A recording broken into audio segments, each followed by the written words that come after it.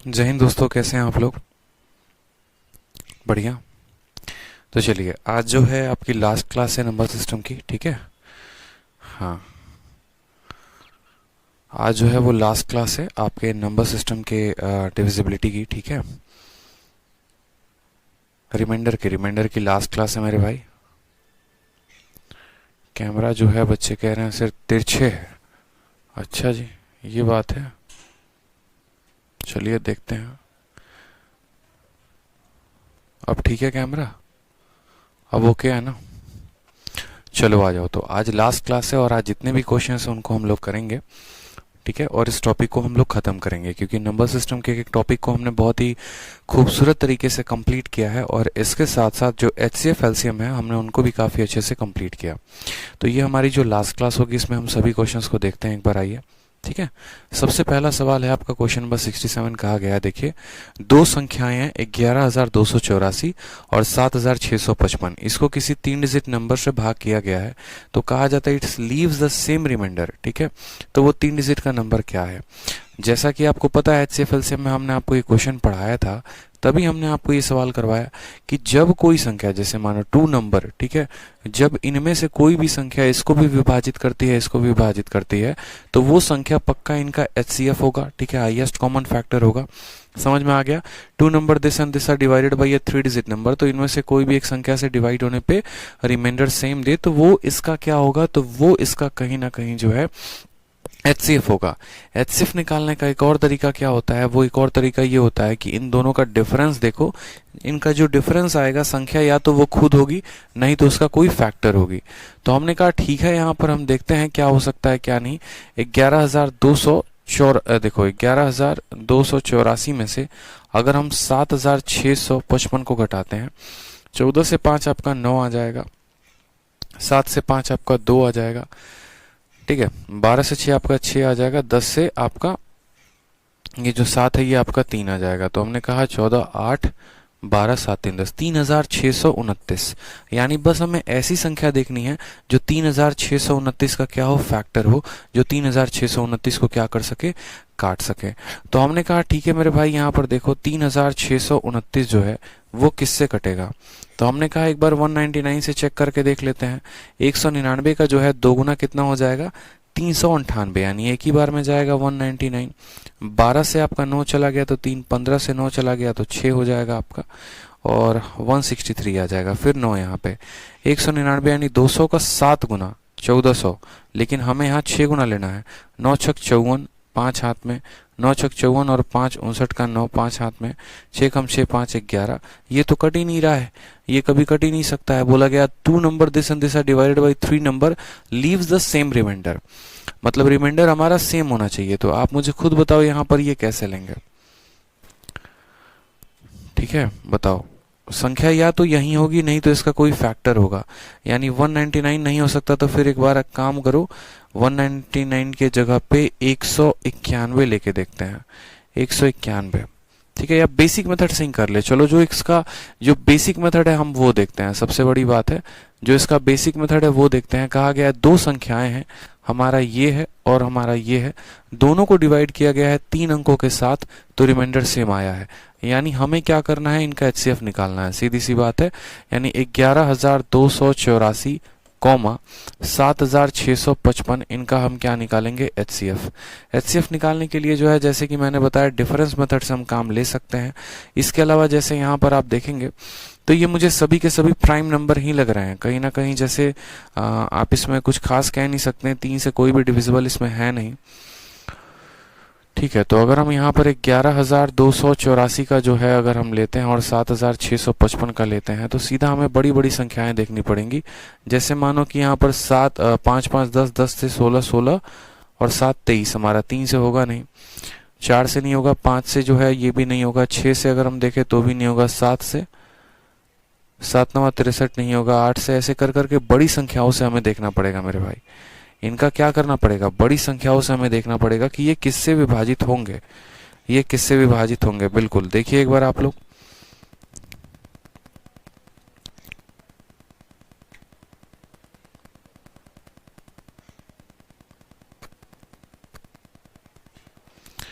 ठीक है। तो देखिए, जैसा कि मैंने आपको क्या कहा कि अभी मैंने आपको बताया था कि ट्रिक जो होता है वो ट्रिक क्या होता है, ट्रिक हमारा ये होता है कि हमें इनका डिफरेंस देखना है। ठीक है, इनका डिफरेंस हमने देखा तो कितना है, 14 में से 5 गया था तो 9 आया था, 7 में से 5 गया आपका 2 आ गया।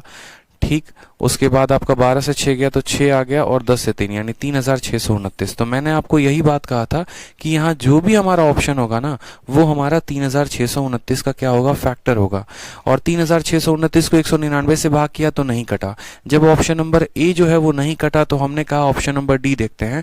तो हमने कहा ठीक है, 3629 को 191 के साथ आप भाग करके देखो। एक बार में आपका कितना आ गया, तो 191 आ गया। एक हो गया, 16 से 9 गया तो 7 आ गया, 171 9 बार में। फिर यहाँ से 9 बार में देखेंगे तो 9 एकम 9, 9 9 81 का 1, 8 हाथ में 9 एकम 8, 1 17 पूरी तरीके से कट चुका है।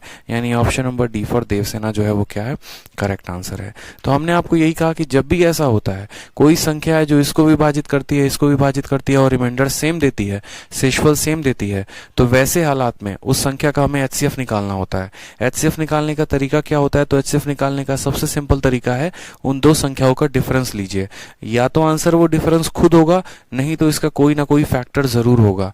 तो हमने क्या किया, इसको देखा कि कौन से ऑप्शन से ये डिवाइड हो रहा है, तो ये ऑप्शन नंबर डी से डिवाइड हो गया, यानी इसका करेक्ट आंसर कितना है, ऑप्शन नंबर जो डी है वो करेक्ट आंसर है। ठीक है, आ जाओ नेक्स्ट देखो क्वेश्चन नंबर 68। कहा गया है ए नाम की कोई संख्या है जो 228 को भाग करने पर 18 का रिमाइंडर देती है, तो ए का सबसे बड़ा 2 डिजिट का मान क्या होगा। आप मुझे खुद बताइए, जैसे मानिए कि मैंने 17 को 5 से भाग किया है तो मेरा रिमाइंडर कितना आ रहा है, 2 आ रहा है।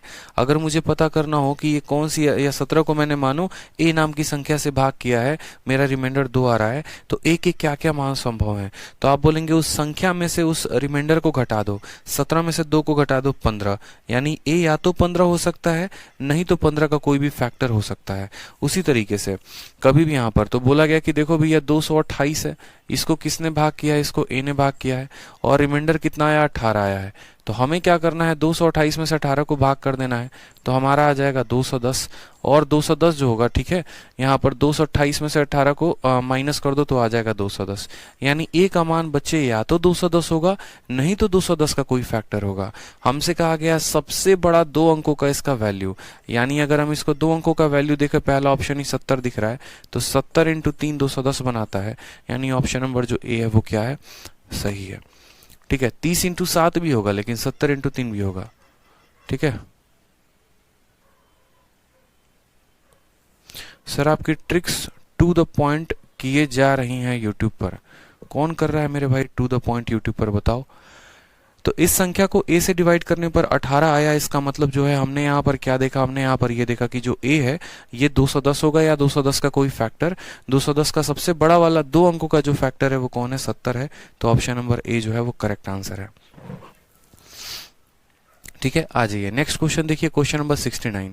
बोला गया है कि इतना बड़ा संख्या को डिवाइड किया गया एक सर्टेन नंबर के साथ, एक फिक्स संख्या के साथ, और डिवाइड करने के बाद, ठीक है, while dividing the number this appear as 3 successive remainder. तो बोला गया है डिवाइजर क्या होगा। बड़ा शानदार क्वेश्चन है, बहुत ही शानदार क्वेश्चन है, और ये जो सवाल है ना, ये लॉन्ग डिवीजन मेथड से बनने वाला क्वेश्चन है। ठीक है, इसको हम लॉन्ग डिवीजन मेथड से बना सकते हैं।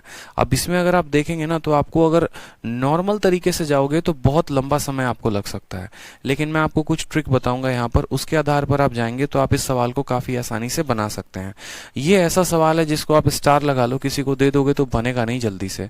क्यों नहीं बनेगा, क्योंकि लॉन्ग डिवीजन मेथड जो है, ठीक है, वो हर किसी को नहीं आता है, और हर किसी का जो है हाथ यहाँ पर बैठा नहीं है, हर किसी का प्रैक्टिस नहीं है।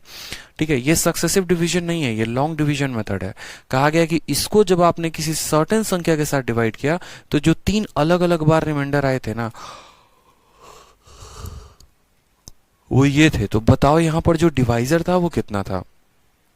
तो हमने कहा ठीक है सर, एक काम करते हैं, बड़ा छोटा सा काम करते हैं, कोई दिक्कत की बात नहीं है, प्यारा सा काम करते हैं यहाँ पे। जैसे मानिए मैं आपको समझाता हूँ लॉन्ग डिवीजन मेथड का मतलब पहले लॉन्ग डिवीजन मेथड होता क्या है। बहुतों को ये बात नहीं पता, तो पहले आप लॉन्ग डिवीजन मेथड को समझिए। ठीक है। फिर उसके बाद हम उस कंसेप्ट पर उसको लेकर चलेंगे और काम अपना करेंगे। तो लॉन्ग डिवीजन मेथड हमारा होता क्या है वो समझिए। जैसे मानिए कि लॉन्ग डिवीजन मेथड के माध्यम से भी हम किसी भी संख्याओं का क्या निकालते हैं, एचसीएफ या एलसीएम, लघुत्तम समावर्तक या महत्तम समावर्तक। जैसे मानिए दोस्तों कि मुझे जो है 37 को भाग करना है, किसके साथ, 5 के साथ, ठीक है। 37 को मुझे भाग करना है 5 के साथ, तो लॉन्ग डिवीजन मेथड से कैसे होगा वो देखो। 5 का 7 गुना कितना आ जाएगा, 35 आ जाएगा। यहाँ शेषफल कितना बचेगा, 2। फिर ये जो 2 है ना, फिर वापस से इस 5 को भाग करेगा, ठीक है। 2 अब इसके डिवाइजर को भाग करता है, तो 2 का 2 गुना कितना हो जाएगा, 4 हो जाएगा। रिमाइंडर कितना आ जाएगा। फिर अब 1 जो है ना, ये वापस से इसके डिवाइजर को भाग करता है, तो 1 का 2 गुना जो है वो 2 हो जाएगा, और यहाँ रिमाइंडर कितना आएगा, 0। तो यही आपसे कहा गया है, ठीक है। ये तो होता है एक हमारा लॉन्ग डिवीजन मेथड। क्लियर है ये बात, यहाँ पे क्या हो गया, लॉन्ग डिवीजन मेथड। अब सवाल में हमसे यहाँ पर कहा गया है कि देखो ये लॉन्ग डिवीजन मेथड हो भी सकता है, नहीं भी हो सकता, जरूरी नहीं है कि लॉन्ग डिवीजन मेथड हो। बट मुझे आपको एक बार लॉन्ग डिवीजन मेथड बताना था, तो मैंने आपको बताया कि देखो 5 से 7 को काटोगे 35 आएगा, 2 शेषफल, फिर 2 इसको भाग करेगा, फिर 1 इसको भाग करेगा, इस तरीके से। लॉन्ग डिवीजन मेथड में अगर यही होता तो कितने कितने रिमाइंडर, पहली बार रिमाइंडर 2 आया, दूसरी बार रिमाइंडर 1 आया, तीसरी बार रिमाइंडर 0 आया। अब ये सवाल को देखो, तो सवाल में कहा गया कि इस संख्या को डिवाइड किया गया किसी सर्टेन नंबर के साथ, और डिवाइड करने के बाद ये हमारे 3 सक्सेसिव रिमाइंडर्स हैं, तो जो है यहाँ पर उस संख्या का मान क्या होगा। अब हमने कहा ठीक है सर, आराम से इसकी वैल्यू को निकालते हैं, कोई दिक्कत की बात नहीं है। अब एक हो गया लॉन्ग डिवीजन मेथड, दूसरा हमारा क्या हो गया, नॉर्मल डिवीजन। अब जैसे मानिए नॉर्मल डिवीजन की हम बात करते हैं तो कैसे करते हैं, और नॉर्मल डिवीजन में अलग अलग रिमाइंडर हमारे कैसे आ जाएंगे, ठीक है। ये आपसे एग्जामिनर कहना का चाहता है। जैसे मान लीजिए कि मैंने आपसे कहा कि 1100, ठीक है, मानो यहाँ पर, या मानो मैंने 537 में कहा कि 537 है, और 537 को 4 से भाग किया गया है, और रिमाइंडर हमारे क्या क्या आए हैं, तो जरा समझिएगा आप इस बात को। 437 को जो है, या 537 को जब 4 से भाग करेंगे, पहली बात 4 एकम कितना हो जाएगा, 4 हो जाएगा। यहाँ रिमाइंडर कितना आ गया, 1 आ गया। यहाँ रिमाइंडर कितना आ गया, 1 आ गया। तो कहा जाएगा कि पहली बार जो आया भाग करने पे रिमाइंडर कितना आया, 1। अब उसके बाद ये 3 अपना उधारी ले लेगा, फिर 4 का 3 गुना कितना हो जाएगा, 12 हो जाएगा। फिर यहाँ रिमाइंडर कितना आया, 1, यानी एक और बार रिमाइंडर R2 जो आया है वो कितना आया है, तो 1 आया है, ठीक है। फिर उसके बाद ये 7 को यहाँ उधारी ले लेंगे, 4 का 4 गुना कितना हो जाएगा, 16 हो जाएगा, और लास्ट में रिमाइंडर कितना आया, 1, यानी R3 जो हो जाएगा 1 हो जाएगा। तो सेम अगर हम यहाँ पर क्या करें, अगर हम इस संख्या को अब यहाँ से गायब कर दें, ठीक है। अगर मानो यही सवाल अब मुझे पूछना हो, सेम यही सवाल मुझे आपसे पूछना हो, थोड़ा सा हटकर भी नहीं, सेम मुझे यही क्वेश्चन आपसे पूछना हो, और मैं आपसे पूछूं कि देखो भैया बात ऐसी है, सिंपल समझना मेरी बात को। बात ऐसी है यहाँ पर कि मैंने क्या किया कि किसी संख्या को मैंने जो है x से भाग किया है, मुझे नहीं पता क्वोशिएंट क्या है, बस मुझे ये पता है कि ये जो 3 है ना, ये तीनों के तीनों उसके रिमाइंडर है, ये तीनों के तीनों क्या है, इसके रिमाइंडर है। तो बताओ हमने इसको भाग किससे किया था, ठीक। पहली बार हमने क्या किया, भाग करते चले गए, रिमाइंडर आता चला गया। एग्जामिनर यही काम आपके साथ कर रहा है। उसने क्या किया है, उसने इस संख्या को छुपा दिया है, उसने इस संख्या को छुपा दिया है, और सिर्फ आपको कहा है कि ये 3 रिमाइंडर आपको प्राप्त हुए हैं, तो आप मुझे बताइए कि संख्या क्या रही होगी। तो हमने कहा ठीक है, एक काम करते हैं, हम समझते हैं। सबसे पहले यहाँ पर रिमाइंडर पहली बार कितना आया है, 1 आया है। पहली बार रिमाइंडर कितना आया है, 1 आया है, ठीक है। तो यहाँ पर कुछ संख्या रही होगी पक्का, यहाँ पर कोई ना कोई संख्या रही होगी, बताओ यहाँ पे, यहाँ पर कुछ ना कुछ तो संख्या रही होगी ना। अभी पता करेंगे क्या रहा होगा, और x का मान निकालेंगे। तो कैसे निकालेंगे अभी वो देखो। चलो, तो ये पहली बार रिमाइंडर आ गया, 1 आ गया। अब खुद सोचो, 5 में से 1 घटाएंगे तो कितना आएगा, 4 आएगा, यानी इस बक्से के अंदर क्या होना चाहिए था, इस बक्से के अंदर 4 होना चाहिए था, ठीक। फिर उसके बाद देखो, ये पहला रिमाइंडर था। अब अकेले ये तो काम करेगा नहीं, तो वापस से ये क्या करेगा, तो वापस से बोलोगे तो सर ये अपना उधारी लेगा 3 को, यहाँ पर 13, ठीक है। फिर 13 से भाग करने के बाद फिर रिमाइंडर कितना आया था, 1 आया था। यानी अब आप मुझे यहाँ पर खुद बताओ, तो 13 से मतलब यहाँ 13 है और यहाँ 1 है, यानी जो अंदर संख्या थी वो कितनी थी, तो अंदर वाली संख्या कितनी थी, तो 12 थी। फिर उसके बाद यहाँ पर ये 1 अकेला तो बैठेगा नहीं, ये वापस से 7 को बुला लेगा, तो ये 17 हो जाएगा। फिर उसके बाद जब ये 7 को बुला लेगा तो 17 हो जाएगा। फिर रिमाइंडर हमारा कितना है, 1 है, तो 17 में से 1 चला जाएगा तो कितना आ जाएगा बच्चे, तो 17 में से 1 चला जाएगा तो 16 आ जाएगा, ठीक है। यानी हमें यहाँ पर क्या करना है, अगर हमें x की वैल्यू बतानी है तो यहाँ पर 4, 12 और 16 का क्या बताना पड़ेगा, HCF बताना पड़ेगा। क्या बताना पड़ेगा यहाँ पे, HCF ऑफ 4, 12, 16, HCF ऑफ 4, 12, 16 और इनका HCF कितना होगा, 4 होगा। तो यहाँ पर जो आंसर आ जाएगा वो हमारा कितना आ जाएगा, 4 इज द करेक्ट आंसर। ठीक है, बहुत ही सिंपल है, बहुत ही सिंपल है सर, कोई दिक्कत की बात नहीं है। आप यहाँ पर पहले देखिए, आपने माइनस के यहाँ पे ना पहला रिमाइंडर आपने यहाँ लिख दिया 1। आपको हम थोड़ा सा इसको और अच्छे से समझाते हैं ताकि आप इसको पूरा का पूरा माइंड में फिट कर लें। मान लीजिए आपको कुछ समझ में नहीं आता है, आप बस सवाल को देखिए, ये सब कुछ मत लिखिए। आपको सिर्फ पता है ना रिमाइंडर 1 है, तो हमने कहा देखो यहाँ पे काटते चलना। पहली बार रिमाइंडर कितना आया था, 1 आया था। फिर ये इसने उधारी लिया होगा 13 के साथ। फिर उसके बाद क्या होगा कि यहाँ पर जो है, समझते चलो जो मैं बताते चल रहा हूँ, ठीक है, आपके लिए आसान हो जाएगा। मानिए यहाँ पर 5 में से कुछ यहाँ गया होगा, या ऐसे कह लेते हैं 5 में से कुछ गया होगा, तो यहाँ कितना आया होगा, 1 आया होगा। फिर यहाँ से इसने 3 को उधारी लिया होगा। फिर 13 में से कुछ गया होगा तो रिमाइंडर हमारा 1 आया होगा। फिर इसने 7 की उधारी ली होगी। फिर इसमें से कुछ गया होगा तो रिमाइंडर कितना आया होगा, 1 आया होगा। आप सीधा का सीधा ऐसे लिख लिया करो, मैं आपको यही बात कह रहा हूँ कि आप ऐसे समझो 5 में से कुछ गया होगा तो 1 आया होगा। फिर एक ही संख्या को यहाँ पर ले सकता है यानी 13। फिर 13 में से कुछ गया होगा तो फिर 1 रिमाइंडर आया होगा। फिर यहाँ पर ये 7 को उठा लेगा। फिर 17 में से कुछ गया होगा तो 1 रिमाइंडर आएगा। अब हमें इन बॉक्स को भरना है। इन बॉक्स को भरना है तो हम कैसे बॉक्स को भरेंगे, तो हम कहेंगे 5 में से 1 गया तो कितना आ जाएगा, 4।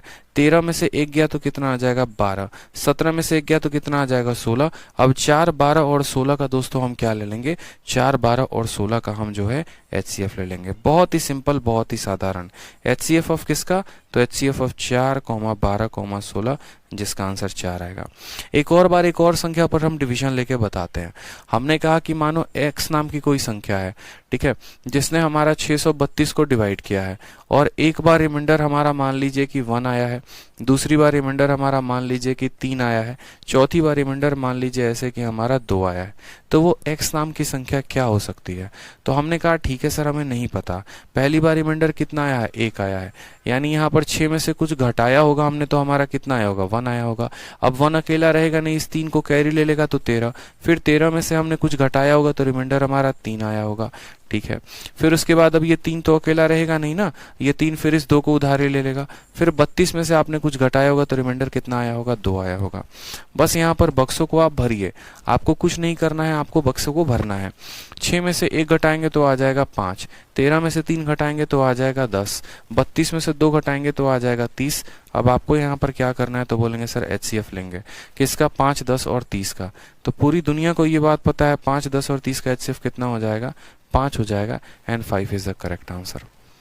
समझ में आ रहा है, बहुत शानदार डॉली जी, बहुत शानदार, क्लियर है, समझ में आ गया आप लोगों को। एक और क्वेश्चन, लास्ट क्वेश्चन दे देते हैं।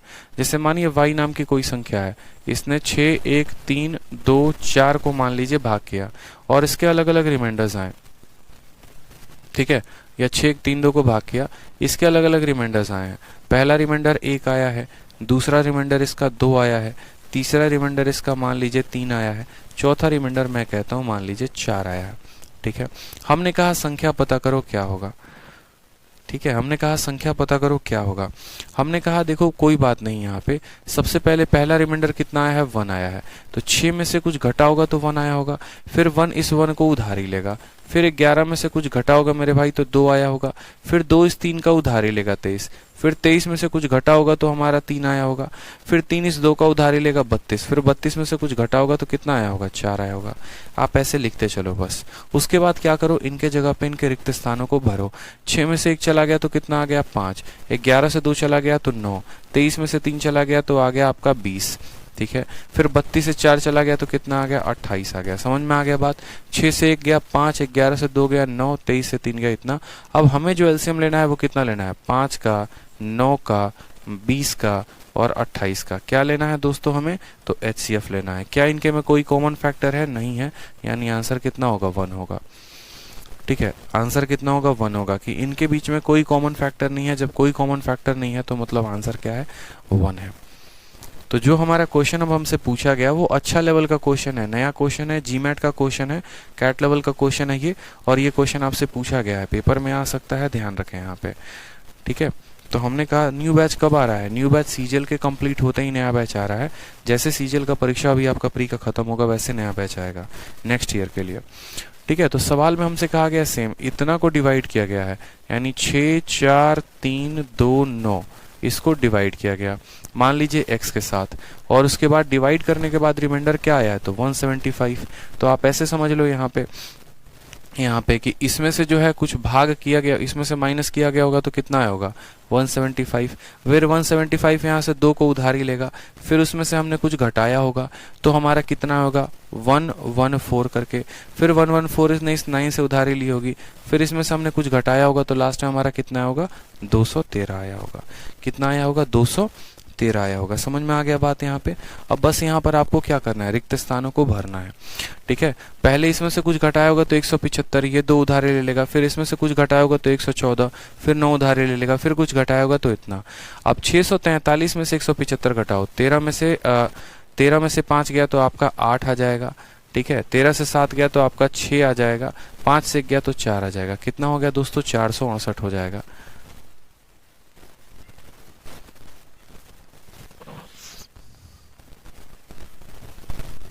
फिर 1752 में से आप 114 को घटा दो, 12 से 4 गया तो आपका 8 आ जाएगा।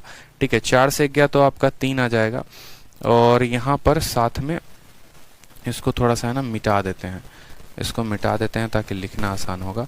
तो 12 से 4 गया तो आपका 8 आ गया। ठीक है, 4 से आपका 1 गया तो 3 आ गया, 17 से गया 16 आ गया। देखो यहाँ 8 4 12, 3 1 4 1 5, 16 1 17। फिर यहाँ देखेंगे आप तो बोलेंगे सर देखो 1149, पूरा का पूरा 1149 में से आप इसको घटा के देखो, पूरा का पूरा 1149 से घटा के देखो, 9 से आपका 3 चला गया तो कितना आएगा, यहाँ इसको हटा देते हैं। ठीक है, आपका 9 से 3 चला गया तो आपका 6 आ जाएगा, 4 से गया तो 3 आएगा, 11 से 2 गया तो 9 आएगा। यानी अब हमें जो HCF निकालना है वो किनका निकालना है, तो जो जो संख्याएं काले अंकों से लिखी गई हैं, यानी यहाँ पर 468, 1638, 936, हमें इन सब का क्या निकालना है, HCF निकालना है। सबसे छोटी वाली संख्या होगी, नहीं तो इसका कोई फैक्टर होगा। 468 का फैक्टर 234 मुझे यहाँ दिख रहा है, ऑप्शन नंबर जो C है वो करेक्ट आंसर है।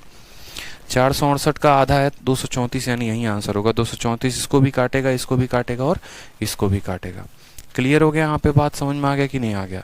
तो ये डिवीजन वाला प्रोसेस समझ में आया, कुछ नया पूछने की कोशिश थी, क्लियर हुआ आपको, बताइए क्लियर हुआ कि नहीं हुआ, बताइए। ठीक है, आ जाइए नेक्स्ट क्वेश्चन पर आ जाइए दोस्तों, अगले सवाल पे आ जाइए। वीडियो थोड़ा कम समझ में आया हो तो रिवाइंड करके जरूर देखेंगे, बहुत अलग अलग एग्जाम्पल लेने की कोशिश की मैंने और समझाने की भी कोशिश की है। ठीक है, बस आपको समझना है, छोटे डेटा पर आप कंफ्यूज नहीं होते हैं, बड़े डेटा पर बड़े आसानी से कंफ्यूज हो जाते हैं, तो कंफ्यूज नहीं होना है। आज ये क्वेश्चन नंबर 70 को देखिए, कहा गया है 7 is added to a certain number, the sum is multiplied by 5, the product is divided by 9 and 3 subtracted. ये सवाल मैं आपको होमवर्क दे रहा हूँ, परसेंटेज का क्वेश्चन है, हलवा सवाल है, बकवास सवाल है, ये इसमें कुछ था नहीं दम। ठीक है, आ जाओ नेक्स्ट क्वेश्चन देखो बच्चे, नेक्स्ट क्वेश्चन क्या कहा गया, 71 कहा गया if 243 gives a remainder of 4, यदि 243 4 जो है शेषफल देती है, कब, जब हम उसको n से भाग करते हैं। समझिएगा 243 को जब हम n के साथ भाग करते हैं तो रिमाइंडर हमारा कितना आता है, 4 आता है। ठीक है, what will be the remainder, what will be the remainder जब हम 482 को डिवाइड करें इस n के दोगुने के साथ, यानी 2n के साथ, assuming that quotient in both the cases is same. ठीक है, जो यहाँ पर कोशेंट आएगा वही यहाँ पर भी कोशेंट आएगा, कोशेंट हमारा सेम होगा, तो बताओ यहाँ रिमाइंडर कितना होगा। कोशेंट अगर सेम होगा तो मानो यहाँ रिमाइंडर कितना होगा। अब एक काम करते हैं मेरे भाई, ठीक है, मान लेते हैं सबसे पहले यहीं पर कि हमने किसी संख्या को n से भाग किया और हमारा जो है रिमाइंडर कितना आ गया, तो रिमाइंडर हमारा 4 आ गया। यानी इस n का जो मान होगा इसमें से इसके रिमाइंडर को घटा देंगे तो आ जाएगा 243 में से 4 घटाओ तो बोलोगे 239। यानी यहाँ पर हम कह सकते हैं, यानी यहाँ पर ये हम कह सकते हैं कि जो ये n का मान होगा ना मेरे भाई, या तो 239 होगा, नहीं तो इसका कोई फैक्टर होगा।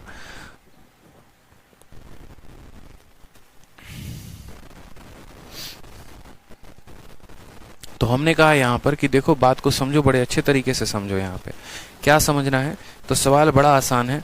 यहाँ पर आपको ये समझना है कि जो n का मान होगा ना, या तो 239 होगा और नहीं तो 239 का ही कोई फैक्टर होगा, 239 का ही कोई फैक्टर होगा।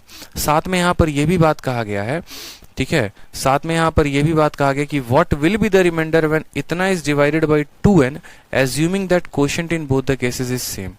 अब यहाँ पर एक काम करते हैं, हमने यहाँ पर आपसे क्या कहा, फिलहाल बस आप यहीं पर फोकस करिए कि इस संख्या को n से भाग करने पे शेषफल 4 आया है, यानी ये संख्या क्या होगी, तो इस संख्या का मान निकालना है। जैसे मैं हमेशा कहता हूं ना कि 17 को 5 से भाग करने पर रिमाइंडर 2 आया है, तो हमें अगर पता करना है या फिर ऐसे कि 17 को किसी भी संख्या के साथ भाग करने पे रिमाइंडर हमारा 2 आया है, तो अगर हमें इस n का मान पता करना है तो 17 में से 2 घटाओ 15 आएगा, नहीं तो 15 का कोई फैक्टर होगा, यानी n के जगह पर 15 ले सकते हैं, नहीं तो कोई उसका फैक्टर। उसी तरीके से n के जगह पर यहाँ कितना होगा 239। अब मान लीजिए यहाँ पर हम साइड में रखते हैं कि हम 239 से किसको भाग करते हैं, 239 से हम 243 को भाग करते हैं, तो हमारा जो कोशेंट है, भागफल है, वो कितना आएगा, 1 आएगा। 1 आएगा तो हमारा रिमाइंडर कितना हो जाएगा 4, यानी ये अगर हमारी संख्या थी तो हमारा कोशेंट कितना था 1 था और हमारा रिमाइंडर कितना था 4 था। अब हमसे कहा गया है कि आप जो है 482 को 243 के जगह पे 482 को भाग करिए, ठीक है, और आप इस संख्या के 2 गुना n के 2 गुने से भाग करिए। 239 का 2 गुना कितना होता है 478 होता है, ठीक है। साथ में आपका जो कोशेंट है वो उतना ही आना चाहिए, तो एक बार इसको भाग करके देखते हैं। 478 से 482 को भाग किए तो 1 आ गया, ठीक है, और यहाँ रिमाइंडर हमारा कितना बच गया तो 4। यहाँ कोशेंट कितना है 1, यहाँ कोशेंट कितना है 1, क्या दोनों जगह कोशेंट सेम है, जी हाँ बिल्कुल सेम है, तो आंसर कितना आ जाएगा 4 आएगा। ऑप्शन नंबर जो बी है वो करेक्ट आंसर होगा। बोला गया ना कि आपको लेना है और आपको डिवाइड करना है, और डिवाइड करने के दौरान आपको ये बात ध्यान रखना है कि दोनों का कोशेंट सेम होना चाहिए, यहाँ भी भागफल 1 यहाँ भी भागफल 1। तो बोला गया जब उस संख्या को 2n से भाग करेंगे आप, जब उस संख्या को आप 2n से भाग करेंगे, बोला गया ना जब 482 को जो है आप 2n के साथ भाग करेंगे यानी 478 के साथ, तो शेषफल कितना आएगा 4 आएगा, तो आंसर कितना होगा 4 होगा, ठीक है। चलो आ जाओ नेक्स्ट, देखो यहाँ पे एक बहुत बड़ी संख्या दी गई है, ठीक है, और यहाँ पर कहा गया कि यदि हम इसको 16 से भाग करें तो क्या होगा। ऐसे सवाल मेंस के मॉक टेस्ट में पूछे जाते हैं। तो अब हमने यहाँ पर कहा कि ये संख्या को हमें 16 से भाग करना है। अब हमें अगर 16 से भाग करना है तो हम क्या करेंगे, बहुत आसानी से हम ये बात समझेंगे, ठीक है, बहुत आसानी से हम ये बात समझ जाएंगे कि भैया 16 से भाग करना है। देखो आपको मैंने बहुत बार डिविजिबिलिटी पढ़ाई हुई है, 2 का, 4 का, 8 का, 16 का, और मैंने क्या पढ़ाया है अच्छे से समझना, रूल ऑफ 2 का पावर n, ठीक है, इसको हम कह सकते हैं रूल ऑफ 2 का पावर n, ठीक है, कि अगर 2 का पावर n है ना तो सिर्फ लास्ट डिजिट को ये डिवाइड करेगा। लास्ट डिजिट की डिविजिबिलिटी देखिए, बात खत्म। जैसे मान लीजिए मैंने यहाँ संख्या लिखा 24, 32, 64, 512। अब मैंने मान लीजिए कि यहाँ पर लिखा, मैंने कहा इतनी बड़ी संख्या है, चेक करिए कि 2 से कटेगा कि नहीं, तो बस लास्ट के अंक को देख लो। फिर उसी तरीके से यहाँ पर, ठीक है, ये 2 का है। फिर जैसे मानो 4 का नियम चेक करना है, 4 किसका होता है 2 का पावर 2 होता है, यानी यहाँ पर हमें आखिरी के 2 अंक देखने हैं। अगर आखिरी के 2 अंक जो हैं, अगर आखिरी के 2 अंक, ठीक है, लास्ट के 2 डिजिट हमारे 4 से कट जाएंगे तो पूरी की पूरी संख्या कट जाएगी। यहाँ आखिरी के 2 अंक देखो 12, 12 क्या 4 से कटता है, जी हाँ बिल्कुल कटता है। अगर 12 4 से कटता है इसका मतलब ये पूरी की पूरी संख्या 4 से कट जाएगी।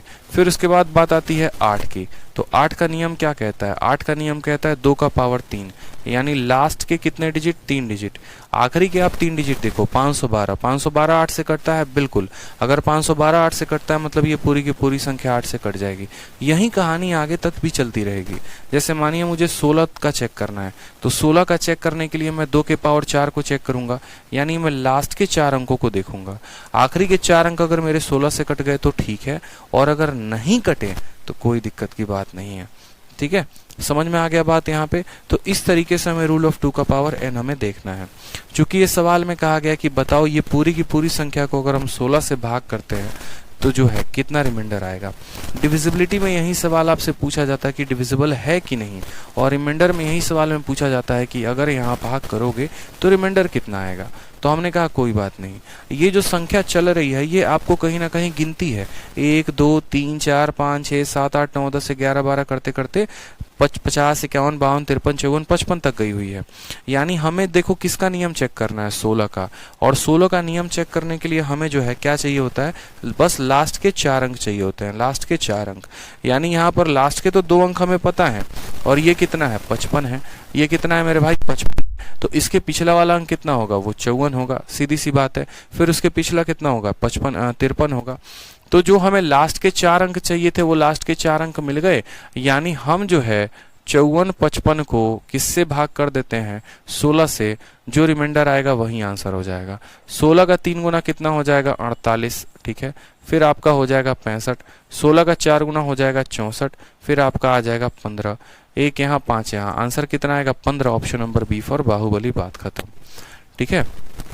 तो हमने यही यहाँ पर कहा कि अगर यहाँ 8 का बोला होता ना, आखिरी के 3 अंक चेक करते हैं, आखिरी के 3 अंक चेक करते तो ये संख्या कैसे आई होती पता है, ये संख्या ऐसे आई है 53, 54, 55, आखिरी के 3 चेक करने थे तो 455 को भाग लगाते हैं।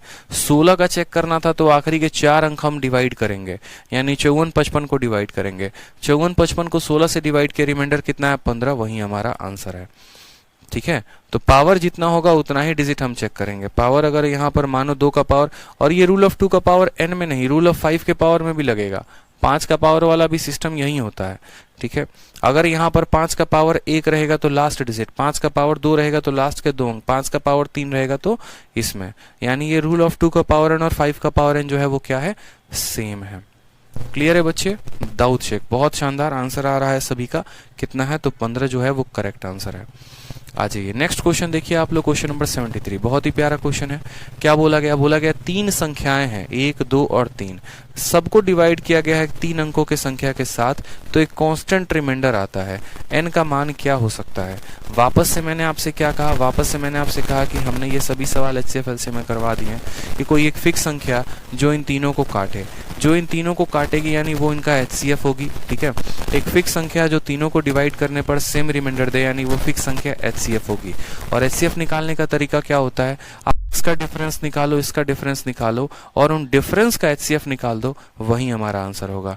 तो ये सवाल भी आप लोगों के लिए होमवर्क, ठीक है। अब तक मैंने सारे सवाल करवाए हैं, बट अब जो सवाल रिपीट हो रहे हैं बार बार, तो मुझे लगता है ये सब सवाल आप लोग कर सकते हैं। आप करेंगे तो ज्यादा अच्छे समझ में आएगा, तो इसको आप करेंगे, ठीक। आ जाइए नेक्स्ट क्वेश्चन देखिए, क्वेश्चन नंबर 74, ठीक है। 74 जो है अभी यहाँ पर देखो क्या बोला गया है, बोला गया है कि Ritwik made a mistake of dividing a particular number by 11। Ritwik ने गलती क्या की है, ऋत्विक ने यहाँ पर गलती ये की है कि किसी संख्या को उसने जो है 11 से भाग कर दिया है, और किससे भाग करना था तो 9 से भाग करना था। इससे ये क्या महसूस हुआ, it was observe that a remainder has increased by 4। पहले हमारा जो शेषफल आ रहा था और अब जो हमारा शेषफल आ रहा है उसमें 4 का अंतर है। If the 2 quotients differ by 2, the number कितना होगा, ठीक है। हलवा है सब ये कर लूंगा सर, बिल्कुल। ये भी जो है अर्चना कहती है वॉइस ठीक नहीं है, वॉइस कैसे ठीक नहीं है अर्चना जी, इतनी बढ़िया साउंड आ रही है, बताइए, ठीक है। तो ये भी सवाल आप लोगों को क्या करना है, ट्राई करना है। ये सवाल भी हलवा है, कोई दिक्कत की बात नहीं है, आप इसको ट्राई जरूर करेंगे घर पे, ठीक है। आ जाइए नेक्स्ट क्वेश्चन देखिए, 75 नंबर क्वेश्चन। ये एक ढंग का क्वेश्चन है और आपके पेपर में बहुत बार पूछा जाता है। अब ऐसे सवाल जो आपके पेपर में पूछे जाएंगे तो क्या करना है, छोड़ के जाना है, बनाना है, बिल्कुल बनाना है। और ऐसे सवाल आपके परम्यूटेशन कॉम्बिनेशन के मैंने यूनिट डिजिट में ही पढ़ा रखे थे थोड़ा बहुत, अब आवश्यकता यहाँ पर भी है तो यहाँ पर भी पढ़ लेते हैं कि यहाँ पर देखो 1 फैक्टोरियल, 2 फैक्टोरियल, 3 फैक्टोरियल, 4 फैक्टोरियल, ऐसे करते करते करते करते 120 फैक्टोरियल हैं, उनको हमें जो है 15 से डिवाइड करना है, तो रिमाइंडर क्या होगा। अब यहाँ पर जो है इन सभी सवाल को करने के लिए हमें जो है छोटा सा बात समझना पड़ेगा कि पहले फैक्टोरियल होता क्या है। क्योंकि मैंने आपको फैक्टोरियल जो है बहुत अच्छे से पढ़ा रखा है यूनिट डिजिट में, बट फिर भी दोबारा से हम आपको बता देते हैं। फैक्टोरियल का मतलब जो होता है ना, अगर हम a फैक्टोरियल लिखते हैं तो इसको या तो लिखते हैं हम एक फैक्टोरियल ऐसे, या फिर हम इसको जो है इसको लिखने के तरीके ऐसे भी कह सकते हैं, ठीक है। अगर किसी संख्या का हम फैक्टोरियल लिख रहे हैं 5 फैक्टोरियल, तो इसका मतलब होता है कि हम उसको 5 से लेकर 1 तक का गुना लगा रहे हैं, 5 × 4 × 3 × 2 × 1। ये होता है मेरे भाई 1 फैक्टोरियल, कि मतलब जहां से शुरू हुआ वहां से उसको गुना करते करते 1 तक आना है, ठीक है। 7 फैक्टोरियल अगर हमने लिखा है तो इसका मतलब 7 से लेकर 6 से लेकर 5 4 3 2 1 तक ऐसे चलकर ये आएगा। इसी को हम क्या कहते हैं, फैक्टोरियल कहते हैं। समझ में आ गया बात। यहाँ पे फैक्टोरियल में 2 तरह के प्रश्न पूछे जाते हैं, एक सम के ऊपर पूछा जाता है, एक मल्टीप्लाई के ऊपर। रिमाइंडर में जो क्वेश्चन बनता है वो सम के ऊपर ही क्वेश्चन बनता है। और सम में क्वेश्चन कैसे पूछा जाएगा बच्चे, जैसे मान लो कि कल के दिन मैंने आपसे ये पूछ दिया कि 1 फैक्टोरियल को प्लस 2 फैक्टोरियल को प्लस यहाँ 3 फैक्टोरियल को प्लस 4 फैक्टोरियल को मान लीजिए कि हम किससे भाग करना चाहते हैं, 3 से भाग करेंगे, तो हमारा जो रिमाइंडर है वो कितना आएगा। ठीक है, अब आप इसको दो तरीके से कर सकते हैं। एक तरीका तो आपका ये हो सकता है कि आप इसको बेसिक से कर लो, ठीक है, और दूसरा मतलब सबको अलग अलग स्प्लिट करके, और नहीं तो आप इसको ऐसे कर लो कि सब समझने की बात है सर। 1 फैक्टोरियल का मतलब होता है 1, 2 फैक्टोरियल का मतलब कितना होता है, 2 होता है। ठीक है, 3 फैक्टोरियल का मतलब होता है 1 इंटू 2 इंटू 3 होता है। जो जो लिख रहा हूँ बस अभी देखते चलो। 4 फैक्टोरियल का मतलब क्या होता है, 1 से लेकर कहाँ तक जाना है हमें दोस्तों, 4 तक जाना है। 3 से भाग करना है तो पहला वाला भी 3 से भाग, ये भी आपका 3 से भाग, ये भी आपका 3 से भाग, ये भी आपका 3 से भाग। अभी हम आपको बस समझाने के लिए लिख रहे हैं, ठीक है, ताकि आप समझिए। अब मुझे यहाँ बताइए, यदि आप a को 3 से भाग करेंगे तो रिमाइंडर कितना आएगा, 1 आएगा। यदि आप 2 को 3 से भाग करेंगे तो रिमाइंडर कितना आएगा, 2 आएगा। ठीक है, यदि आप यहाँ पर इसको 3 से भाग करेंगे तो 3 3 को तो काट देगा, मतलब यहाँ रिमाइंडर कितना आना है, 0। यहाँ आप 3 से भाग करेंगे तो रिमाइंडर कितना आएगा, 0। यानी इसके बाद अब जहां तक हम जाएंगे हर जगह हमें रिमाइंडर कितना मिलेगा, हर जगह हमें रिमाइंडर 0 ही मिलने वाला है। यानी अगर यहाँ 5 फैक्टोरियल भी आगे प्लस में होता, उसको भी हम 3 से भाग करते तो रिमाइंडर 0 आता। 6 फैक्टोरियल भी आगे होता, उसको भी हम 3 से भाग करते तो रिमाइंडर 0 आता। क्यों रिमाइंडर 0 आता, क्योंकि अगर 5 फैक्टोरियल की हम बात करते हैं तो 5 फैक्टोरियल का मान क्या होता है, 5 इंटू 4 इंटू 3 इंटू 2 इंटू 1 करके, और इसको अगर हम 3 से भाग कर रहे हैं, यानी इसको 3 से भाग कर रहे हैं, इसमें 3 आता है जो इसको काट देता है, इसके वजह से कोई रिमाइंडर नहीं रहता। यानी जब भी हम भाग करने जाते हैं मेरे भाई, यहाँ पे जब भी हम भाग करने जाएं तो यहाँ पर जो है, यहाँ पर 3 से ऊपर जितने भी फैक्टोरियल आने हैं वो सब की वजह से रिमाइंडर कितना आएगा, 0। अब 1 प्लस 2 का मतलब कितना हो गया, 3, 1 प्लस 3, और 1 प्लस 2 को वापस से अगर हम 3 से भाग करें तो रिमाइंडर कितना आएगा, 0। तो ये एक समझाने के लिए बात थी। सेम तरीके से हमें यहाँ सवाल दिया गया है, 1 फैक्टोरियल से गिनती को शुरू किया गया है, 120 तक ले गया गया है। मैंने कहा 120 तक क्यों रुक गए, तुम 130 तक जाते, 140 तक जाते, 150 तक जाते, कहीं पर भी चले जाओ, क्या फर्क पड़ता है, जोड़ो पहले। ये आपका 1 फैक्टोरियल है, ये आपका 2 फैक्टोरियल है, ये आपका 3 फैक्टोरियल है, 4 फैक्टोरियल है, 5 फैक्टोरियल है, और इसके बाद तो गिनती कहीं जाएगी हमें पता भी नहीं। किससे हमें भाग करना है, 15 से। हमने कहा ठीक है, 1 फैक्टोरियल का मान 1, 2 फैक्टोरियल का मान 2, 3 फैक्टोरियल का मान बोलेंगे तो सर 1 इंटू 2 इंटू 3 हो जाएगा। 4 फैक्टोरियल का मान यहाँ पर ऐसे भी कह सकते हो, 3 फैक्टोरियल का मान 1 इंटू 2 इंटू 3 यानी 6 हो जाएगा। 4 फैक्टोरियल का मान देखो तो 4 फैक्टोरियल का मतलब 1 इंटू 2 इंटू 3 इंटू 4 यानी कितना हो जाएगा, तो 24 हो जाएगा। 5 फैक्टोरियल का मान क्या होगा, 1 इंटू 2 इंटू 3 इंटू 4 इंटू 5। इसके बाद जितने भी फैक्टोरियल आएंगे वो भी सब ऐसे ही फॉर्मेट में होंगे। 15 से भाग करना है, 15 से भाग करना है तो मुझे यहाँ बताओ, सबको जोड़ दो, 24 6 30, 30 2 32, 32 1 33, यानी ये जो 33 है इसको 15 से भाग करेंगे, प्लस यहाँ पर इन सब संख्याओं को हमने एक साथ काउंट कर दिया, और साथ में अब यहाँ वाले को देखो। अब जब 15 इसको भाग करने जाएगा तो 3 और 5 से 15 कट जाएगा, यानी 5 फैक्टोरियल जो है वो किससे कट रहा है, 5 फैक्टोरियल 15 से कट रहा है। अगर 5 फैक्टोरियल 15 से कट रहा है ना, तो इसके बाद की जितनी भी संख्याएं होंगी सारी की सारी 15 से कट जाएंगी। यानी आने वाली जितनी भी संख्याएं, आगे आने वाली जितनी भी संख्याएं होंगी सबके वजह से रिमाइंडर कितना मिलेगा, 0। अब यहाँ पर देखेंगे तो 24 और 6 30 ऐसे ही जा चुका है, ठीक है। 2 और 1 कितना बचा है, 3 बचा है, देखो यहाँ पे, ठीक है। 24 प्लस 6 30, 30 15 से तो ऐसे ही खत्म हो चुका है। 2 प्लस 1 यहाँ से रिमाइंडर हमारा 3 आया, 24 और 6 से 0 आया, इससे रिमाइंडर 0 आया, और आगे जहां तक जाएगा सबसे 0 आएगा। यानी आंसर कितना होगा, ऑप्शन नंबर डी फॉर देव सिन्हा जो आएगा वो करेक्ट आंसर होगा। तो बड़ा सिंपल था, 1 factorial, 2 factorial, 3 factorial, 4 factorial, 5 factorial, ऐसे करके 15 से हमें भाग करना था। हमने कहा ठीक है हम भाग कर लेते हैं, कोई इशू की बात नहीं है। इसका मान 1, इसका मान 2, इसका मान 6, इसका मान 24, 5 फैक्टोरियल 15 से कट जाएगा। अगर 5 कटेगा तो आगे आने वाली हर संख्या जो है वो 15 से कट जानी है, यानी आगे से कोई भी रिमाइंडर नहीं मिलेगा, 0 मिलेगा, और यहाँ से हमें 3 मिलेगा। तो करेक्ट आंसर कितना होगा दोस्तों, 3 हो जाएगा। ठीक है, आ जाइए नेक्स्ट क्वेश्चन देखिए, क्वेश्चन नंबर 76। अब क्वेश्चन नंबर 76 बताने के पहले हम आपको कितनी बार बताए हैं a का पावर n प्लस b का पावर n का कंसेप्ट, अगर आपको याद होगा तो हमने आपको पढ़ाया है। क्या पढ़ाया है कि a का पावर n प्लस b का power n is always divisible by a plus b। कब, जब हमारा n जो है वो क्या है, ऑड नंबर है। जब हमारा n क्या है, ऑड नंबर है। कई बार हमने आपको बताने की कोशिश की है। क्या बताया हमने आपको, देखो जैसे एक एग्जांपल की अगर हम बात करें, अगर मानो 3 का पावर 5 है और 7 का पावर 5 है, या फिर ऐसे समझ लो 3 का पावर 5 है और 4 का पावर 5 है, या फिर 15 है और 15 है, तो ये 100% 3 + 4 यानी 7 से डिविजिबल होगा। और जब 7 से ये डिविजिबल होगा तो रिमाइंडर कितना, 0 देगा। a का पावर n प्लस b का power n is always divisible by a plus b if n is odd. Clear है?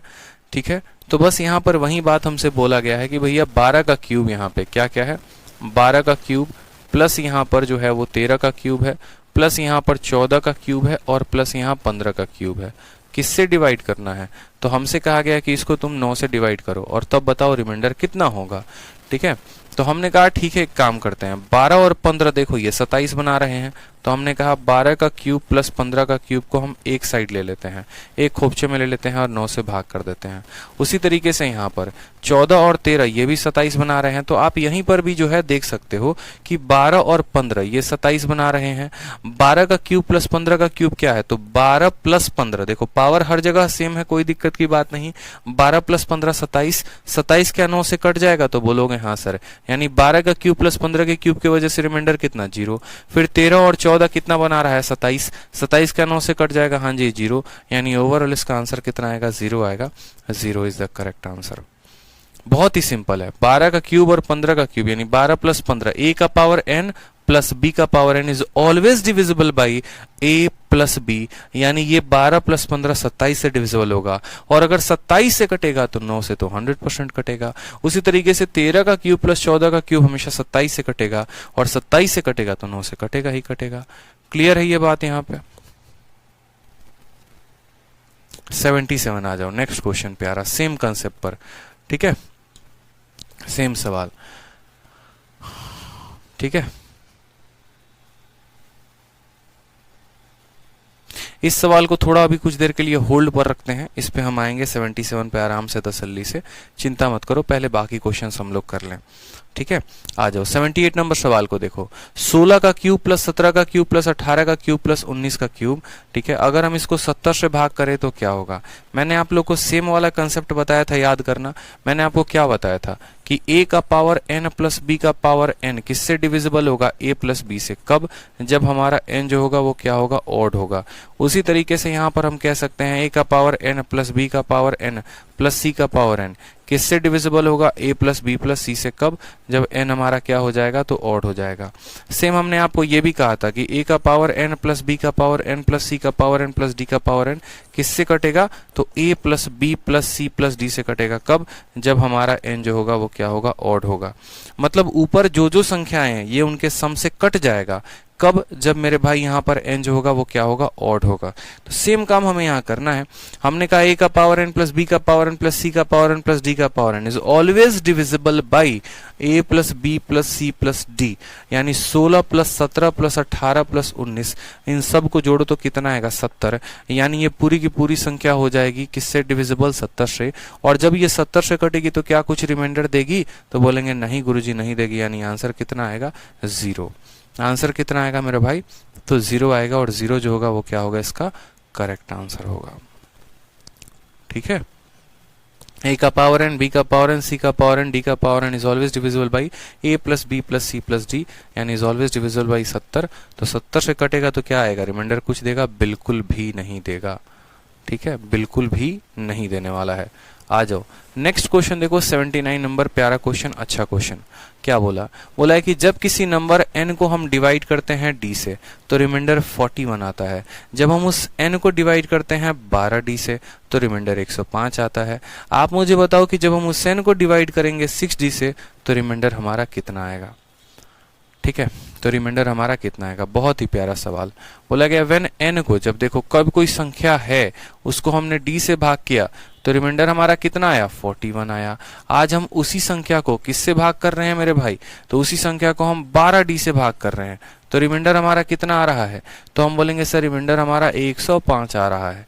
ठीक है, बोला गया कि बताओ उसी संख्या को तुम 12d के जगह पर किससे भाग करोगे, 6d से भाग करोगे, तो तुम्हारा रिमाइंडर कितना आएगा, तुम्हारा रिमाइंडर जो है वो कितना आएगा।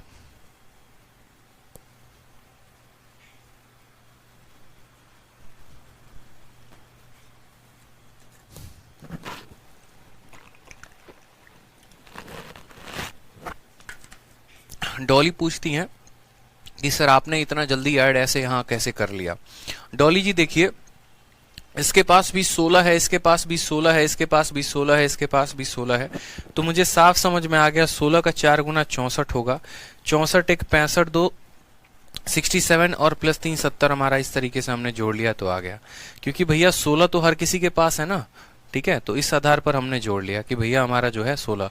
या फिर जब भी चार संख्याएं लगातार की होती हैं तो उनका औसत निकाल दिया करो, तो इसका औसत 17 और 18 के बीच में यानी 17.5 होगा, और 17.5 का कितना गुना करना था, 4 गुना। 17.5 का 4 गुना 70 होता है, तो उस तरीके से भी आप कर सकते थे ऐड इनको, ठीक है। चलिए, तो हमसे यहां पर कहा गया है n को जब d से भाग किया तो रिमाइंडर 41 आया, n को जब 12d से भाग किया तो रिमाइंडर 105 आया। आज हम n को 6d से भाग करते हैं तो रिमाइंडर कितना आएगा बताओ।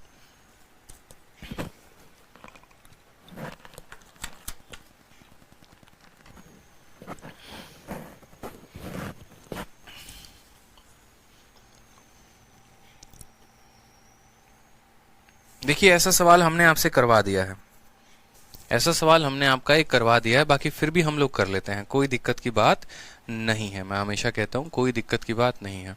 जब आपने n को d से डिवाइड किया तो रिमाइंडर 41 आया, ठीक है।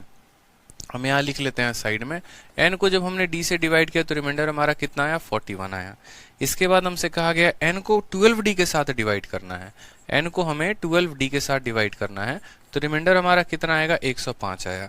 यही तो बातें बोली गई हैं बस। उसके बाद हमसे कहा गया कि n को आप 6d के साथ डिवाइड करो तो रिमाइंडर कितना आएगा। हमने कहा ठीक है सर, देखते हैं सवाल में क्या कहा गया क्या नहीं। n को d के साथ डिवाइड किया गया है, तो हमने कहा देखो, जब भी कोई संख्या होती है ना, ठीक है, जैसे मानो कि हम n को जो है, या फिर आप ऐसे समझ लो, n को हम डिवाइड करते हैं किसी संख्या d के साथ, ठीक है, और हमारा रिमाइंडर r आता है, तो कभी भी हम क्या लिखते हैं, वो नंबर बराबर डिवाइजर इनटू मान लो अपने मन से कोई भी एक कोशेंट, तो डिवाइजर इनटू कोशेंट प्लस क्या हो जाता है, रिमाइंडर, ठीक है। डिविडेंड बराबर क्या होता है, डिविडेंड बराबर divisor into quotient plus remainder, होता है कि नहीं होता है, तो हमने कहा हाँ सर। उसी आधार पर आप क्या कर लीजिए, कोई संख्या मान लीजिए, यानी n जो होगा वो क्या होगा, तो यहाँ पर d इंटू, ठीक है, कोई एक कोशेंट रहा होगा, मान लो dq1 रहा होगा, प्लस कितना हो जाएगा, रिमाइंडर। यहां से अगर हम उसी n का मान निकालना चाहें तो यहाँ पर ये कितना हो जाएगा, 12d हो जाएगा, और 12d किसी और कोशेंट के साथ मल्टीप्लाई हुआ होगा, तो हम कह सकते हैं dq2 प्लस कितना हो जाएगा, 105 हो जाएगा। यहाँ पे n दोनों जगह बराबर है तो दोनों जगह बराबर करिए, लेकिन क्या उससे कोई फायदा निकलने वाला है, मुझे ये बताइए, ठीक है, क्या उससे कोई फायदा निकलने वाला है। 79 का C, बहुत बच्चे आंसर दे रहे हैं सर 79 का C होगा, बताओ।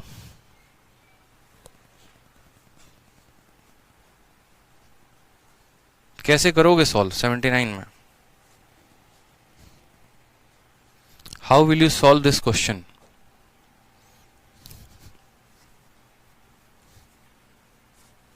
बताओ, अगर हम इसको इस तरीके से लेके जाते हैं जैसे मैंने आपसे कहा कि यहां पर, तो यहां पर आप देखेंगे ना, बोलेंगे अगर हम इन दो लोगों को बराबर करेंगे, वेरिएबल हमारे पास 3 है, इक्वेशन हमारे पास 2 है, सॉल्व करना मुश्किल है, फिर कैसे करोगे आप उसको डिवाइड, बताओ।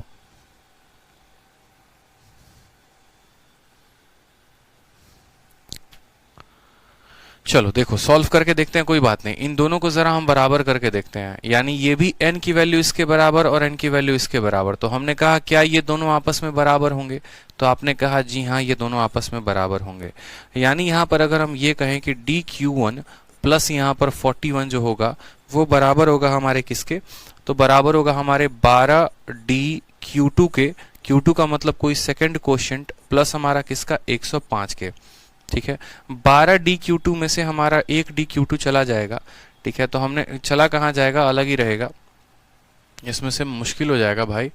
अगर हम यहाँ से देखो d कॉमन लेते हैं, अगर हम यहाँ से d कॉमन लेते हैं तो यहाँ से हमारा q1 आ जाएगा और यहाँ से हमारा -12q2 हो जाएगा, ठीक है, और ये बराबर हो जाएगा हमारे किसके, तो 105 में से 41 चला गया, 5 में से 1 गया तो 4, 10 से इतना 64 हमारा आ जाएगा, यानी d इंटू इतना माइनस इतना बराबर कितना हो जाएगा, 64 के, ठीक है। d की वैल्यू जो आ जाएगी वो 64 बटे इतना आ जाएगी, कोई फायदा,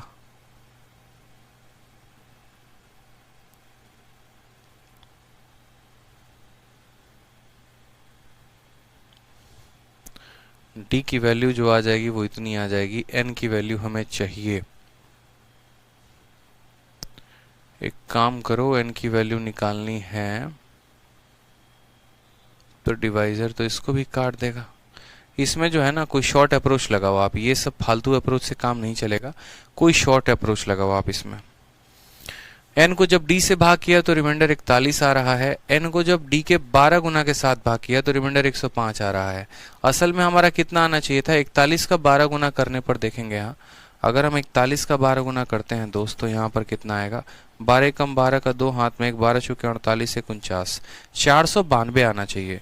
लेकिन 492 के स्थान पर रिमाइंडर हमारा कितना आ रहा है, 105 आ रहा है।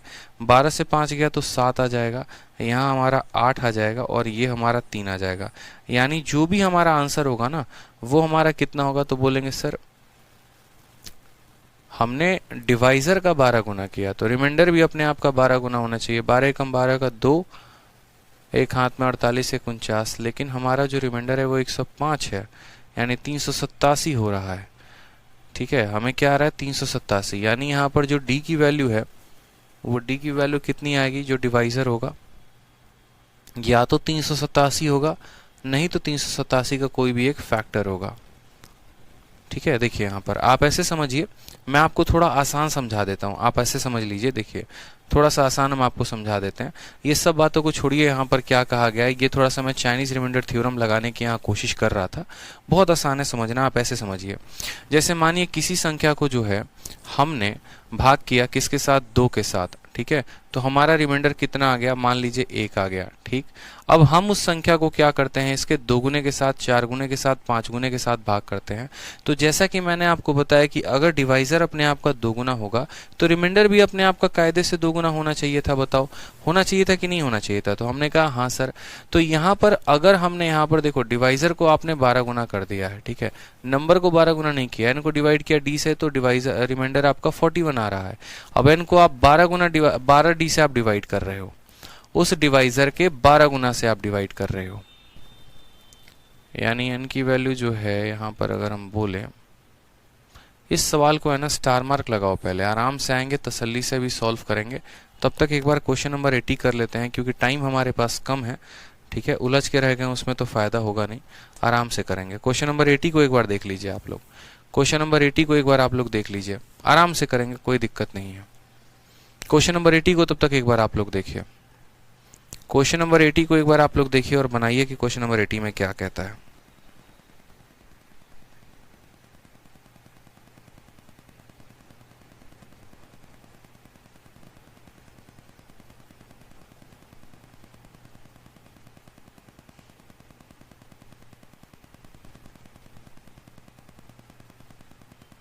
क्वेश्चन नंबर 80 को देखिए बच्चों, क्या कहता है।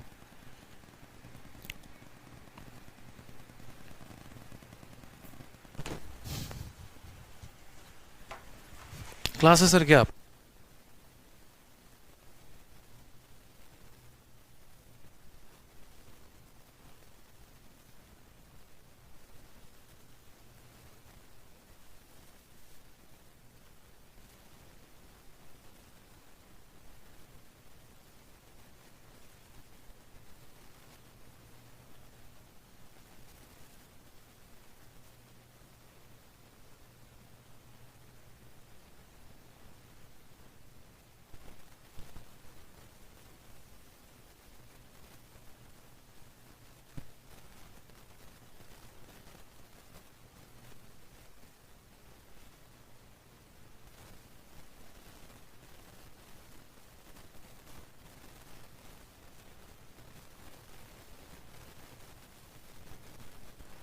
बनाइए आप लोग, बनाइए जल्दी से, मैं प्रशांत सर की क्लास को आगे बढ़ा रहा हूँ।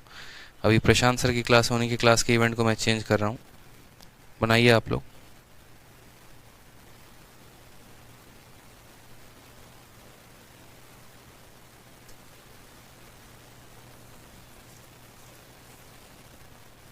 बनाइए सभी, इस सवाल को बनाइए।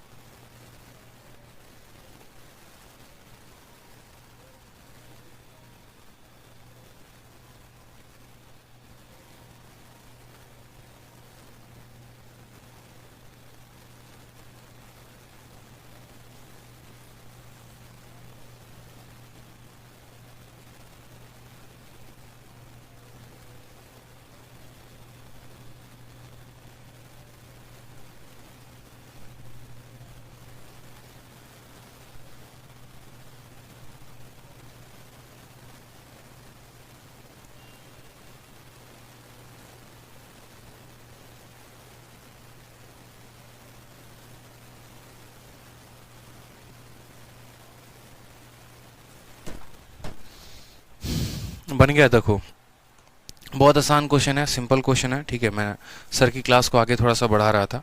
सबसे पहले यहाँ पर जो है इस क्वेश्चन को एक बार पैक कर लेते हैं, जहाँ तक हम लोग गए थे और जहाँ तक हम लोगों ने सॉल्यूशन इसमें किया था वो हम इसमें नहीं मिटाएंगे, वो हम ऐसे ही रहने देंगे, ठीक है।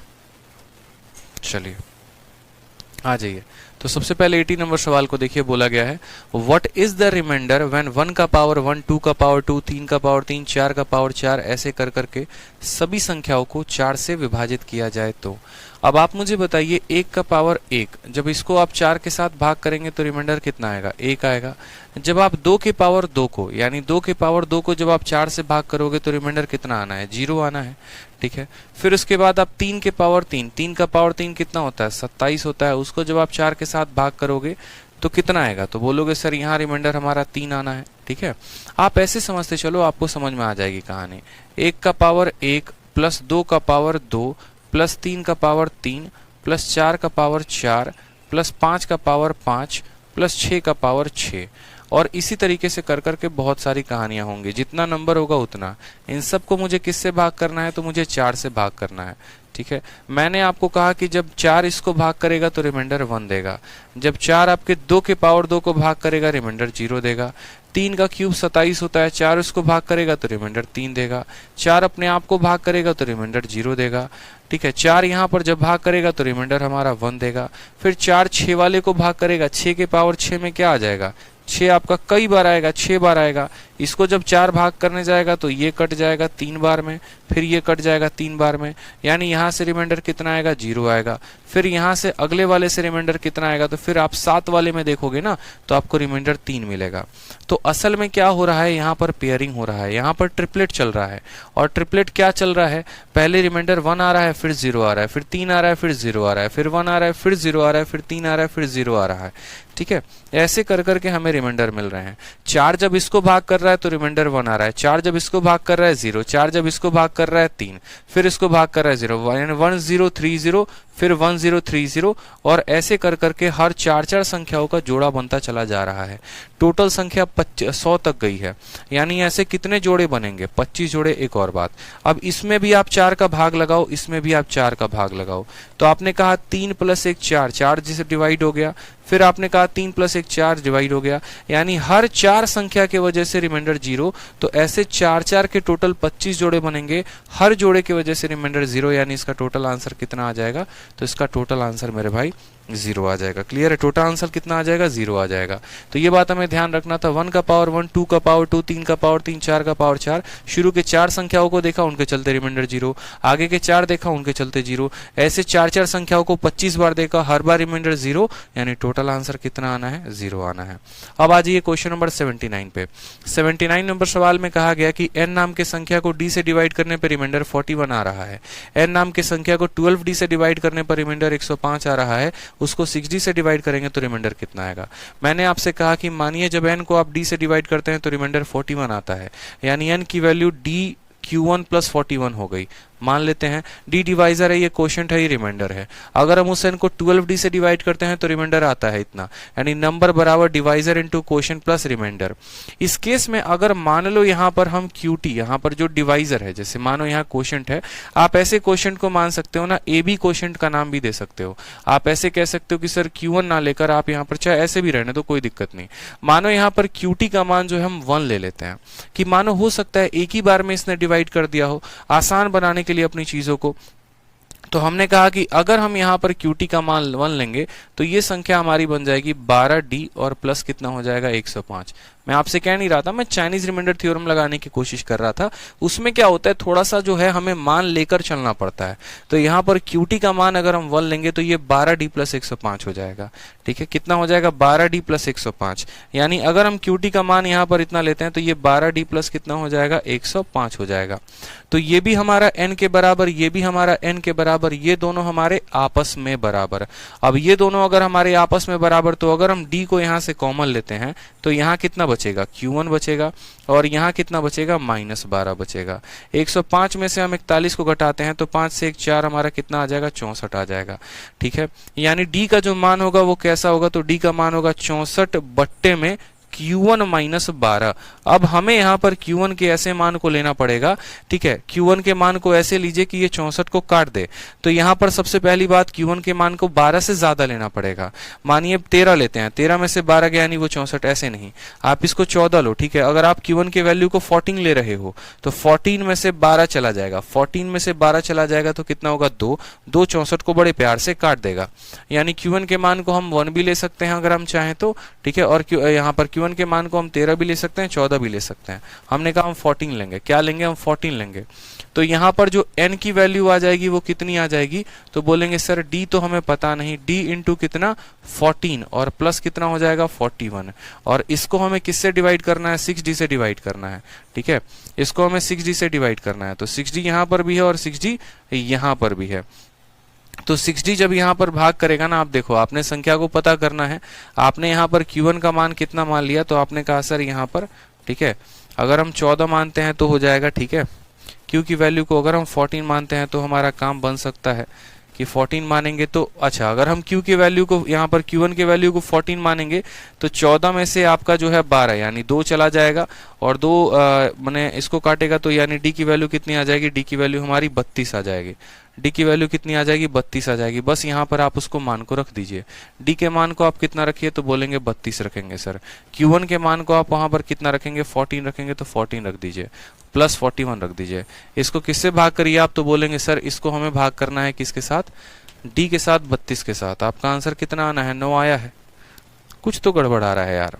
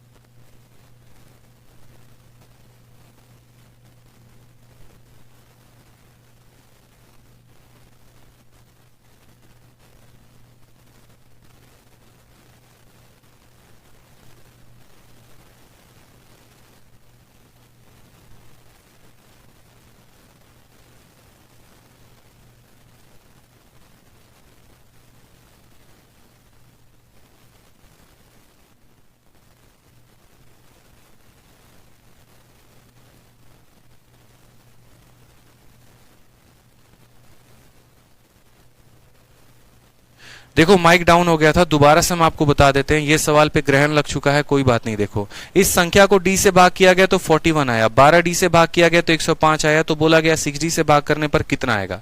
सिंपल है, बहुत आसान है। देखिए, इस संख्या को d से भाग करने पर 41 आ रहा है, तो मैंने कहा ये जो n है बराबर है d into Q1 plus 41, divisor into quotient plus remainder. फिर मैंने कहा यही n को अगर हम किसी दूसरे क्वेश्चन के रेस्पेक्ट में लिखते हैं तो 12d Q2 प्लस 105 हो जाएगा, ठीक है।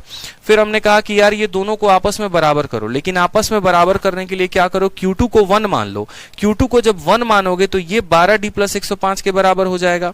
12d प्लस 105 के बराबर हो चुका है। अब मैंने कहा कि यहाँ n का मान इतना है, यहाँ n का मान इतना है, इन दोनों को आपस में इक्वेट करते हैं। इन दोनों को आपस में इक्वेट किया। इक्वेट करने के बाद d का मान 64 बटे Q1 माइनस 12 आ गया।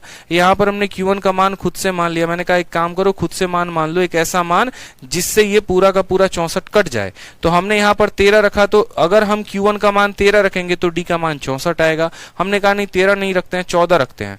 14 रखा तो यहाँ पर D का मान 32 आ गया। तो Q1 को 14 रखने पर D का मान 32 आ रहा है। तो इस आधार पर सबसे पहले हमने संख्या का पता लगा लिया कि D का मान कितना 32, Q1 का मान 14, तो यहाँ संख्या आ गई 489। और इस 489 को हमें 6D के साथ भाग करना था। एक D का मान 32 है तो 6D का मान 192। अब इस संख्या को 192 के साथ भाग करने के बाद हमने रिमाइंडर देखा तो कितना आ गया 105, और यही जो है हमारा क्या है, करेक्ट आंसर है। तो इस आधार पर हमने जितना कराया आप उसको करिए अच्छे से। हमारे तरफ से ये पूरा का पूरा होता है शीट खत्म, ठीक है। उसके बाद जो आपका नेक्स्ट टॉपिक रह जाएगा वो हम करवा देंगे, ठीक है। आज के लिए मन लगाकर पढ़िए। अच्छा सवाल था, लास्ट वाला सवाल था, जीमेट का क्वेश्चन था, जल्दी आपको उसका सॉल्यूशन मिलेगा नहीं कहीं पे, तो उसको थोड़ा सा अच्छे से प्रैक्टिस कर लीजिएगा। बाकी एसएससी के वो मेंस में पूछा जा सकता है, प्री में उसके आने की संभावना नहीं है। खुश रहिए, मस्त रहिए, ध्यान रखिए। Love you all, take care.